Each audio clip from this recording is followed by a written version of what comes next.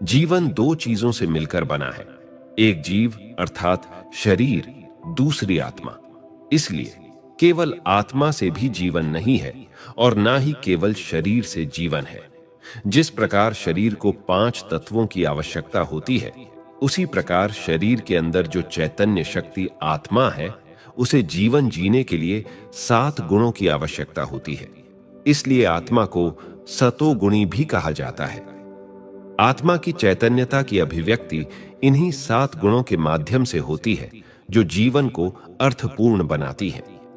आत्मा के इन्हीं गुणों के आधार से जीवन जीने में आत्मसंतुष्टि, खुशी, मौज और अतीन्द्रिय सुख का अनुभव होता है। ये 7 गुण हैं ज्ञान, पवित्रता, प्रेम, शांति, सुख, आनंद और शक्ति। ये 7 गुण जिस किसी के पास भी होता है, वह पूर्ण रूप से योगी बन जाता है, जिसे वो परम आनंद की अनुभूति होती है, जो एक साधारण मनुष्य अनुभव नहीं कर सकता। तो आइए आज के इस प्रस्तुति में आत्मा के इन सभी गुणों को अच्छी तरह से जानें और अपने जीवन में धारण करें। इन सारे गुणों के बारे में जानने से पहले मैं आपको एक छोटी सी कहानी सुनाता हूं। ध्यान से सुनिएगा, इससे आपको इन 7 गुणों का महत्व अच्छी तरह से समझ आ जाएगा। एक बार एक व्यक्ति भारत से अफ्रीका गया और अपने एक मित्र के पास जाकर ठहरा। वह मित्र काफी संपन्न था।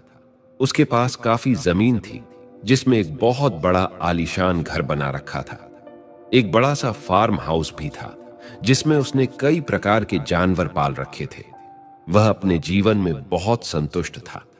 उस मित्र ने अपने भारतीय मित्र से अफ्रीका आने का कारण पूछा। तब उसने बताया कि उसने सुना है कि अफ्रीका में हीरे की खानें हैं, इसलिए वह हीरे की खोज में आया है। अफ्रीका वाले मित्र ने पूछा कि ये हीरे क्या होते हैं। तब उस भारतीय ने हीरे का वर्णन करते हुए उसके मूल्य के बारे में बताया और कहा, थोड़े से हीरे प्राप्त हो जाने से जीवन आराम से जी सकते हैं। अफ्रीका वाले मित्र के पास सब कुछ था, परंतु हीरे नहीं थे। उसे लगा कि जरूर ये हीरे बहुत अमूल्य होंगे, तभी तो ये व्यक्ति इतनी दूर से इसकी खोज में आया है। दूसरे दिन सुबह ही उस भारतीय ने वहां से विदा ली और हीरे की खोज में चला गया। परंतु वह अफ्रीका वाला व्यक्ति बेचैन हो गया और सोचने लगा, ये हीरे इतने अमूल्य होते हैं, उन्हें तो मेरे पास भी होने चाहिए। और फिर उसने सारा जमीन जायदाद बेचकर गाड़ी और पैसे लेकर हीरे की खोज में निकल पड़ा। काफी दिनों तक वह हीरे की खोज में घूमता रहा, परंतु उसे हीरे प्राप्त नहीं हुए। फिर एक दिन अफ्रीका के जंगल में किसी जहरीले कीड़े ने काट लिया, जिससे उसकी मृत्यु हो गई। काफी समय के बाद वह भारतीय जब घूमते हुए उस मित्र के फार्म हाउस पर पहुंचा, तो उसे पता चला कि उसका मित्र सारा जमीन जायदाद बेचकर हीरे की खोज में गया और उसके जीवन का अंत हो गया। उसे यह समाचार सुनकर बहुत अफसोस हुआ। तब उस फार्म हाउस के नए मालिक ने भारतीय को अंदर बुलाकर भोजन करने के लिए कहा। वह भारतीय घर के अंदर गया तो उसने देखा कि सामने एक कटोरे में बहुत सारे कांच के टुकड़े पड़े हैं। नजदीक जाकर देखा तो पता चला कि ये तो बहुत सारे छोटे बड़े हीरे हैं। उसने उस मालिक से पूछा, ये इतने सारे हीरे कहां से आए? मालिक ने कहा, ये तो कांच के टुकड़े हैं जो पीछे बगीचे में बहुत सारे पड़े हैं। वह भारतीय बहुत उत्सुक हो गया और कहा, मुझे वह स्थान दिखाइए जहां से ये हीरे आपने लाया है। जब वह पीछे जाकर देखा और खुदाई करवाई तो पता चला कि यहां तो हीरे की खान है। तब वह भारतीय सोचने लगा कि मेरे मित्र को हीरे का ज्ञान न होने कारण उसके बगीचे में खान होते हुए भी सब बेचकर बाहर ढूंढने गया। ठीक इसी प्रकार 7 गुणों की खान हमारे भीतर मौजूद है, लेकिन ज्ञान न होने कारण हम भी उसे बाहर ढूंढते फिरते हैं। आत्मा की 7 गुणों में सर्वप्रथम गुण है ज्ञान। ज्ञान अर्थात जानना, बोध, साक्षात अनुभव अथवा प्रकाश। सरल शब्दों में कहा जाए तो किसी वस्तु अथवा विषय के स्वरूप का वैसा ही अनुभव करना ही संपूर्ण ज्ञान है। आज संसार में ज्ञान की कमी नहीं है, विज्ञान भी अपनी चरम सीमा पर है, परंतु आध्यात्मिक ज्ञान की कमी है। तभी तो मनुष्य भगवान से प्रार्थना करते हैं कि हे प्रभु, आप हमें अज्ञान से ज्ञान की ओर ले चलो। इसलिए उसे सर्वप्रथम आध्यात्मिक ज्ञान की आवश्यकता है, जिसमें सबसे पहले स्वयं का ज्ञान, दूसरा परमात्मा का ज्ञान और तीसरा सृष्टि का ज्ञान होना आवश्यक है। क्योंकि मनुष्य जीवन में सबसे बड़ा अज्ञान अगर है तो वो है अहंकार, जिसके कारण आज विकारों का साम्राज्य स्थापित हो गया है। परिणाम स्वरूप दुख, पीड़ा, अशांति, अत्याचार और भ्रष्टाचार सर्वत्र व्याप्त हो गया है। अतः मनुष्य को आध्यात्मिक ज्ञान का होना बहुत जरूरी है, क्योंकि सत्य ज्ञान ही वह रोशनी है जिससे अज्ञान रूपी अंधकार का नाश होता है। वास्तव में ज्ञान सारे गुणों और शक्तियों का स्रोत होता है, क्योंकि ज्ञान के ही द्वारा हमें अपनी बुद्धि को विस्तार करने का असीमित अवसर प्राप्त होता है।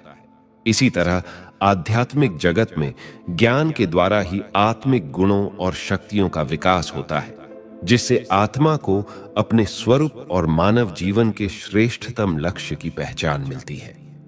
आत्मा की 7 गुणों में दूसरा गुण है पवित्रता। पवित्रता अर्थात मन, विचार, व्यवहार और भावनाओं में शुद्धता। पवित्रता को सुख शांति की जननी भी कहा जाता है। इसलिए जहां विचारों की शुद्धि हो, व्यवहारों की शुद्धि हो और भावनाओं की शुद्धि हो, वहीं पर इंसान को अच्छा लगता है, वहीं पर उसे सुख शांति की भावना मिलती है, क्योंकि वहीं पर निस्वार्थ प्रेम पनपता है। इसलिए ऐसा कहा जाता है कि जहां शुद्धि होती है वहीं ईश्वर का निवास होता है। परंतु मनुष्य केवल बाहरी शुद्धि को तो अपना लेता है, लेकिन आत्मा की शुद्धि की जिम्मेदारी नहीं लेता। कुछ लोग ब्रह्मचर्य अपनाकर स्वयं को पवित्र समझने लगते हैं, परंतु पवित्रता का अर्थ केवल ब्रह्मचर्य नहीं है, क्योंकि ब्रह्मचर्य सिर्फ भौतिक शरीर से पवित्र रहने को माना जाता है। वास्तव में पवित्रता का सही अर्थ है मन, बोल और कर्म की शुद्ध करना। एक व्यक्ति की सोच अगर शुद्ध हो तो हम उनको संत या महान आत्मा कहते हैं, क्योंकि हमारे मन से विचारों की सृष्टि होती है। इसीलिए अगर विचार पवित्र हो तो हम जो भी बोल बोलेंगे, जो भी कर्म करेंगे, वो सभी पवित्र, श्रेष्ठ और सार्थक होंगे। आत्मा के 7 गुणों में तीसरा गुण है प्रेम। आज संसार में हर व्यक्ति प्रेम चाहता है, चाहे बच्चा हो या बूढ़ा, पति हो या पत्नी, क्योंकि जब कोई प्रेम से व्यवहार करता है तो सबको अच्छा लगता है। कहते हैं प्रेम से पत्थर दिल भी पिघल जाता है, क्योंकि प्रेम ही वह अहिंसक शस्त्र है जिससे आप किसी का भी दिल जीत सकते हैं। प्रेम के 2 मीठे बोल से सामने वाले व्यक्ति से अपना कार्य करवा सकते हैं, उसके अंदर की बातों को जान सकते हैं, क्योंकि जहां पर प्रेम होता है वहां पर अपनापन होने से कोई भी बात छिपाई नहीं जाती। ये प्रेम भाग्य की वह चाबी है जिससे कैसा भी दुर्भाग्यशाली आत्मा हो उसे भाग्यशाली बना सकता है। प्रेम आत्मा का प्राकृतिक स्वभाव है, इसलिए परमात्मा और सभी आत्माओं के प्रति निस्वार्थ प्रेम को ही शर्त रहित प्रेम कहते हैं। आज हम उनको प्रेम करते हैं जो हमें आकर्षित करते हैं अथवा हमारे जैसे हैं, क्योंकि जब हम यह शरीर और उसके धर्म, जाति, वर्ण को भूलकर स्वयं को और दूसरों को एक आत्मा समझेंगे तो यह देखेंगे कि सारे एक जैसे और अनोखे हैं। एक आत्मा शरीर के बगैर किसी दूसरी आत्मा को चोट नहीं पहुंचा सकती। जब आत्मानुभूति हासिल हो जाती है तो हम सारे जीवित प्राणियों से जुड़ जाते हैं और संसार को एक परिवार जैसा मानने लगते हैं। लेकिन विडंबना यह है कि आज इस संसार में निस्वार्थ एवं शुद्ध प्रेम नहीं मिल पाता। इसलिए संबंधों में दरार उत्पन्न हो जाती है, जिससे मनुष्य तनाव में रहने लगते हैं। आज हर मनुष्य निस्वार्थ एवं शुद्ध प्रेम चाहता है, परंतु ऐसा निस्वार्थ प्रेम तो आध्यात्मिक समझ और पवित्रता के आधार पर ही मिल सकता है, क्योंकि जहां भावनाओं में, विचारों में, व्यवहार में अहंकार, स्वार्थ और अशुद्धि है, वहां संबंधों में कभी भी प्रेम पनप नहीं सकता। इसलिए आज परिवारों में स्वार्थ बहुत अधिक है और निस्वार्थ प्रेम बहुत कम है। अतः प्रत्येक मनुष्य को निस्वार्थ और शुद्ध प्रेम ही करना चाहिए, क्योंकि जहां प्रेम है वहीं जीवन जीने का सच्चा आनंद है। आत्मा के 7 गुणों में चौथा गुण है शांति। शांति आत्मा के गले का हार है, स्वधर्म है और सर्व सद्गुणों का राजा है। इसलिए जहां पर आपसी समझ अर्थात ज्ञान है, पवित्र भावनाएं हैं, प्रेम है, वहां व्यक्ति शांति और सहज अनुभव करता है। आज हर इंसान को शांति चाहिए, परंतु शांति नहीं मिल पाता, क्योंकि वह जानता ही नहीं कि आत्मा की शांति ही परम शांति है। इस शांति का आधार आध्यात्मिक ज्ञान या विवेक है। अतः मन में पवित्र विचार एवं भावनाएं तथा शुद्ध व्यवहार और आपसी संबंधों में निस्वार्थ प्रेम से ही शांति की स्थापना होती है। योग शिक्षा के अनुसार आत्मा का वास्तविक स्वरूप परम शांति है। जब कोई व्यक्ति अपने वास्तविक स्वरूप को महसूस कर सकता है, तो उसे सर्वोच्च शांति की स्थिति में अस्तित्व का अनुभव करने का अवसर मिलता है। परम शांति को परम सुख की स्थिति से भी बेहतर कहा जाता है, क्योंकि लोग परम सुख से थक जाएंगे, लेकिन वे परम शांति से कभी नहीं थक सकते। आत्मा के 7 गुणों में 5वां गुण है सुख। आज मनुष्य सुख को यथार्थ रूप में समझ नहीं पाया है। वह सुख को बाहरी भौतिक साधनों में ही ढूंढता फिर रहा है। इस कारण वह सर्व सुख सुविधाओं के बीच होते हुए भी जीवन में सुख का अनुभव नहीं करता। किसी सुखद शैया पर सोने पर भी चैन की नींद नहीं ले पाता। दुनिया में सच्चे सुख के लिए मनुष्य कितनी भाग दौड़ और मेहनत करता है, लेकिन इस सांसारिक सुख के साथ साथ सिर्फ दुख ही मिलता है। तभी तो मनुष्य कहता है, सूखी रोटी चलेगी, सादा भोजन चलेगा, परंतु सुख चाहिए। यदि उसके सामने 56 प्रकार के भोग रखे हो, परंतु खाते समय किसी ने दुख का कोई समाचार सुना दिया, तो एक भी पदार्थ अंदर नहीं जाता। तात्पर्य यह है कि भोजन शरीर के लिए आवश्यक तो है, परंतु उससे भी अधिक आवश्यकता आत्मा को सुख की है। इसलिए महान आत्माओं ने कहा है कि सुख बाहर की नहीं, अंदर की होनी चाहिए। लेकिन अंदर का सुख कहां और कैसे प्राप्त करना है, यह मालूम ही नहीं।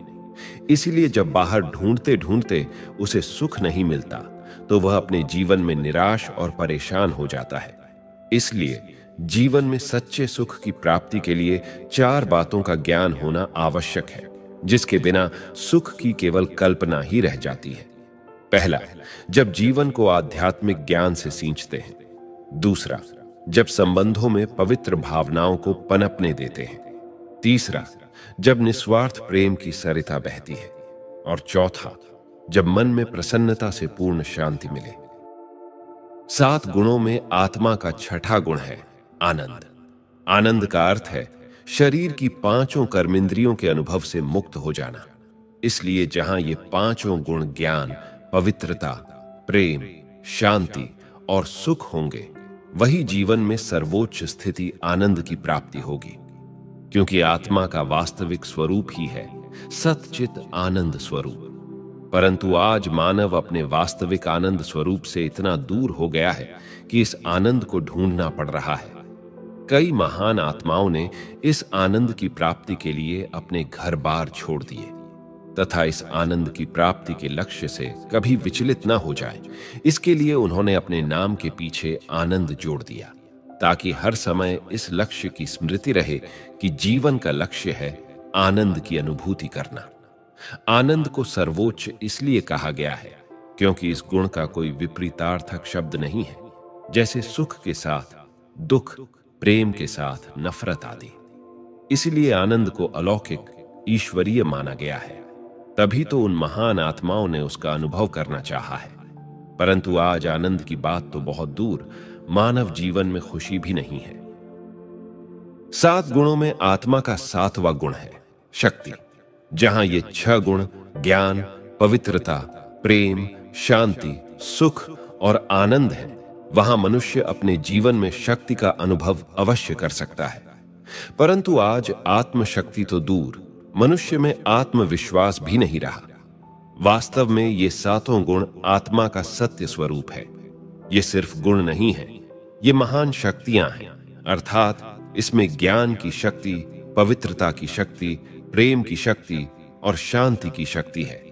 इसलिए आत्मा को कहा जाता है कि आत्मा चैतन्य शक्ति है। जब मानव इन गुणों का स्वरूप बनकर व्यवहार करता है, तब इन गुणों की चैतन्यता या ऊर्जा उसके स्वरूप में प्रकट होती है। लेकिन आज मनुष्य आत्मा अपनी वास्तविकता से बहुत दूर चली गई है। ये सातों गुण मानव जीवन में सक्रिय नहीं है, तभी तो आत्मा इन गुणों की शक्ति में कमजोर हो गई है। यही कारण है कि व्यक्ति उन्हें बाहर ढूंढने लगता है और चाहता है कि कहीं से इनका अनुभव हो जाए, कहीं से उनकी प्राप्ति हो जाए। परंतु जब बाहर से इनकी प्राप्ति नहीं होती, तब आत्मा कमजोरियों की शिकार हो जाती है, जिसके परिणाम स्वरूप बदले में 7 अवगुण काम, क्रोध, लोभ, मोह, अहंकार, आलस्य, ईर्ष्या, द्वेष आदि जीवन में सक्रिय हो जाते हैं। इन कमजोरियों के वशीभूत व्यक्ति को विकारी कहा जाता है। इसीलिए उपर्युक्त 7 गुणों की संपूर्णता के आईने में अपना स्वरूप देखना चाहिए, जिससे स्वयं को पहचान कर सके कि वो क्या है, कौन है और उसकी वास्तविकता क्या है। कई बार लोगों के मन में यह सवाल पैदा होता है कि आखिर इन 7 गुणों को विकसित करने से हमारे वर्तमान जीवन में क्या फायदा होगा, क्या प्राप्ति होगी। इन 7 गुणों से जब हम अपनी आत्मा को संपन्न कर लेते हैं तो हमारे जीवन में 3 बहुत बड़े फायदे होते हैं। पहला, हम परिस्थिति को बदल सकते हैं। दूसरा, हम लोगों की मनोवृत्ति को बदल सकते हैं। और तीसरा, हम अपने आसपास के पूरे वातावरण को बदल सकते हैं। आज दुनिया में जितनी भी महान हस्तियां हुई हैं, उनकी महानता का आधार यही 7 गुण ही थे, क्योंकि इन 7 गुणों से ही वे अपनी आत्मा को सर्व शक्तियों से संपन्न किया था। चाहे स्वामी विवेकानंद हो, महात्मा बुद्ध हो या फिर महावीर स्वामी हो, उन्होंने अपने अंदर इन 7 गुणों को मन, वचन और कर्म में प्रत्यक्ष कर दिखाया था और उन्होंने इस दुनिया में अनेकों के जीवन को प्रभावित किया तथा कितने ही लोगों के जीवन उनके माध्यम से परिवर्तन हुआ। आइए जानते हैं कि आत्मा के 7 गुणों का हमारे स्वास्थ्य पर क्या प्रभाव पड़ता है। ये 7 गुणों का हमारे स्वास्थ्य पर बहुत गहरा प्रभाव पड़ता है। जैसे ज्ञान का संबंध हमारे स्नायु तंत्र यानी नर्वस सिस्टम के साथ जुड़ा है। जब स्नायु तंत्र सारे शरीर में संदेश पहुंचाने का कार्य करता है, तब आध्यात्मिक ज्ञान हमारे स्नायु तंत्र को सही हालत में रखने में सहायक होता है। इसीलिए ज्ञानी व्यक्ति के लिए कहा जाता है कि इसकी नस नस में ज्ञान बह रहा है। दूसरा, पवित्रता का संबंध हमारी 5 कर्मेंद्रियों के साथ जुड़ा होता है। इसीलिए जब व्यक्ति कर्मेंद्रियों के वशीभूत हो जाता है अथवा देह के विषयों के प्रति उसमें आसक्ति पैदा होती है, तो वह उसे शक्तिहीन बना देती है। तब पवित्रता हमें वह शक्ति देती है जिससे हमारी 5 कर्मेंद्रियां संयमित हो जाती हैं। तीसरा, प्रेम का संबंध हमारे हृदय से जुड़ा है। आज दुनिया के अंदर हृदय रोग बढ़ता ही जा रहा है। वो इसीलिए क्योंकि जहां विश्वास हो, प्यार हो और वहीं से धोखा मिले, तब दिल में बहुत दर्द होता है और इस तरह वह दर्द हृदय की नलियों को जख्मी कर देता है। जैसे शरीर पर कहीं घाव हो और उस घाव पर मैल आदि जमा होनी शुरू हो जाती है, उसी प्रकार हृदय की नलियों में कोलेस्ट्रॉल जमा होना शुरू हो जाता है, जिसे ब्लॉकेज कहा जाता है। इसीलिए डॉक्टर मरीज के रिश्तेदारों को यही सलाह देते हैं कि कोई ऐसी बात ना करे जिससे रोगी को कोई सदमा लगे, क्योंकि जितना वह खुश रहेगा और जितना उसे सबका प्यार मिलेगा, उतना ही जल्दी वह ठीक हो जाएगा। स्पष्ट है कि मनुष्य को प्रेम इसलिए चाहिए जिससे उसका हृदय ठीक तरीके से काम करता रहे। चौथा, शांति का संबंध श्वास प्रणाली के साथ जुड़ा है। शांति की अवस्था में श्वासों की गति ठीक रहती है, अन्यथा उसके लिए मनुष्य को प्राणायाम करना पड़ता है। मानव जब अपने अनादि शांत स्वरूप में होता है, तब उसके श्वासों की गति सामान्य और संतुलित रहती है, और जब वह तनाव में होता है, तब यह श्वास की गति अनियमित हो जाती है, अर्थात कभी तेज तो कभी धीमी होने लगती है। इसीलिए श्वास प्रणाली को संतुलित रखने के लिए शांति की आवश्यकता होती है। पांचवा, सुख का संबंध हमारे पाचन तंत्र से जुड़ा है। आज व्यक्ति जब खाना खाने बैठा हो और उसी समय कोई दुखद समाचार मिलता है, तो कोई भी चीज खाने की इच्छा नहीं होती। उसके बाद भी उसने कुछ खा लिया तो कहीं उसे एसिडिटी हो जाती है तो कहीं अपच हो जाती है, क्योंकि पाचन क्रिया ठीक नहीं होती। इसलिए व्यक्ति को सुख शांति से खाने की सलाह दी जाती है, क्योंकि जब वह सुख की स्थिति में खाना खाता है तभी उसकी पाचन शक्ति ठीक तरह से कार्य करती है। इसी तरह आनंद का संबंध हमारे हार्मोन्स यानी अंतःस्रावी ग्रंथियों के साथ जुड़ा है। इसलिए जीवन में आनंद न होने के कारण हमारे हार्मोन्स असंतुलित हो जाते हैं। जिस घर में खुशी आनंद का वातावरण और माहौल होता है और घर के लोग खुश रहने लगते हैं, उस घर के लोगों का स्वास्थ्य भी ठीक रहने लगता है। ये बात अनेक अध्ययनों से सिद्ध हो चुकी है। और इसी तरह शक्ति का संबंध हमारी मांसपेशियों के साथ जुड़ा है। आज व्यक्ति रोज व्यायाम करके शारीरिक रूप से सुडौल बनने का प्रयास करता है, लेकिन यदि कोई उसका मनोबल तोड़ देता है तो उसके बाद उसमें छोटी से छोटी परिस्थिति का सामना करने की भी ताकत नहीं रहती। परंतु समय पर जब कोई उत्साहवर्धक शब्द कहकर किसी का मनोबल जगा दे तो उसमें असंभव को भी संभव करने की ताकत आ जाती है, जैसे शास्त्रों में हनुमान जी का उदाहरण है। इस तरह स्पष्ट है कि आत्मा के सातों गुण हमारे स्वास्थ्य के साथ सीधा और बहुत गहरा संबंध जुड़ा हुआ है। इसलिए हमें इन सातों गुणों की आवश्यकता है। आज संसार के अंदर दिन प्रतिदिन बीमारियां बढ़ती जा रही हैं। इसका एकमात्र कारण यही है कि इन 7 गुणों से आत्मा की ऊर्जा क्षीण हो गई है। अतः आत्मा को ऊर्जावान करने के लिए सातों गुणों से परिपूर्ण आध्यात्मिकता और योगाभ्यास की आवश्यकता है। तभी तो कहा जाता है कि योग से मनुष्य दीर्घायु, काया कंचन एवं निरोग रहता है, क्योंकि योग जीवन जीने की कला सिखाता है कि कैसे यह ऊर्जा पुनः प्राप्त करना है। हिंदू धर्म में देवी देवताओं को सदा निरोगी काया या कंचन काया वाले दिखाते हैं। हमने कभी किसी कथा में यह नहीं सुना कि देवताओं को किसी चिकित्सालय में भर्ती कराया गया हो या उनकी कोई शल्य क्रिया की गई हो, क्योंकि उनकी आत्मा सातों गुणों से भरपूर थी और उनका जीवन सातों गुणों से महकता था। अब सवाल यह उठता है कि स्वयं को सर्व गुणों एवं शक्तियों से संपन्न कर आत्मा की सर्वोच्च स्थिति को प्राप्त करने का उपाय क्या है? जीवन के सफर में हम अपनी वास्तविकता से बहुत दूर चले जाते हैं, इसलिए जीवन में कमजोरियां आ जाती हैं। अब पुनः हमें अपनी वास्तविकता की तरफ जाना है। इसके लिए हमें अध्यात्म के पथ पर चलना होगा, जो हमें अपने वास्तविक स्वरूप की ओर अपने भीतर ले जाती है। हमारा अनादि सतोगुणी स्वरूप बहुत ही शक्तिशाली है। जितना हम आत्मभाव में मन को स्थित करते जाएंगे, उतनी ही उन गुणों की ऊर्जा को अपने अंदर विकसित करते जाएंगे। सतोगुण की यह ऊर्जा व्यक्ति के चारों ओर एक प्रभा मंडल तैयार करती है, जो नकारात्मक ऊर्जा और नकारात्मक वातावरण से सुरक्षित रखने के लिए एक कवच अथवा छत्र छाया का काम करता है। मित्रों, आज का हमारा यह प्रस्तुति यहीं समाप्त होता है। यह प्रस्तुति आपको कैसी लगी कमेंट्स में जरूर बताइएगा। और अगर आप हमारे चैनल पर नए हैं तो हमारा सात्विक चैनल को सब्सक्राइब अवश्य कीजिएगा। तो मिलते हैं अगली वीडियो में, तब तक के लिए अपना ख्याल रखें। धन्यवाद।